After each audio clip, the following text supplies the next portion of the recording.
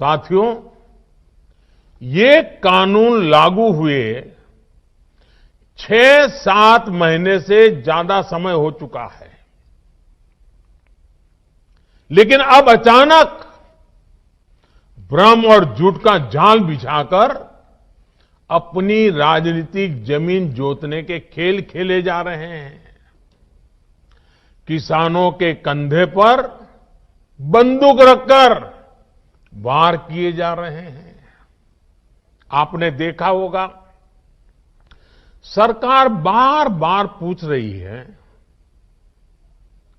Meeting में भी पूछ रही हैं, पब्लिकली पूछ रही हैं। हमारे कृषि मंत्री टीवी इंटरव्यू में कह रहे हैं, मैं खुद बोल रहा हूं कि भाई आपको कानून में किस क्लॉज में क्या दिक्कत है बताइए।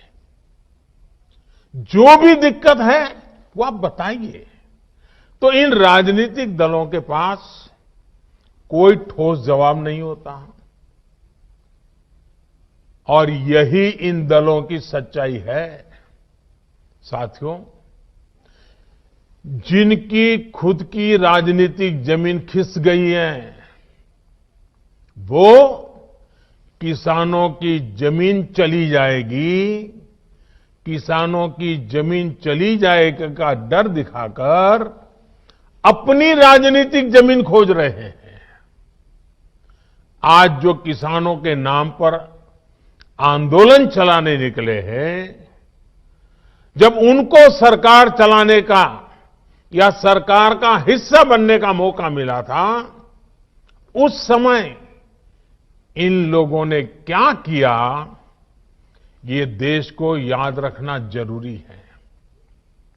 मैं आज देशवासियों के सामने, देश के किसानों के सामने, इन लोगों का कच्चा चिट्ठा भी देश के लोगों के सामने, मेरे किसान भाइयों बहनों के सामने आज मैं खुला करना चाहता हूं, मैं बताना चाहता हूं। साथियों, किसानों की बातें करने वाले लोग आज झूठे आंसू बहाने वाले लोग कितने निर्दयी हैं, इसका बहुत बड़ा सबूत है स्वामीनाथन कमेटी की रिपोर्ट। स्वामीनाथन कमीशन की रिपोर्ट आई, लेकिन ये लोग स्वामीनाथन कमेटी की सिफारिशों को 8 साल तक दबाकर बैठे रहे। किसान आंदोलन करते थे, प्रदर्शन करते थे, लेकिन इन लोगों के पेट का पानी नहीं लिहाला।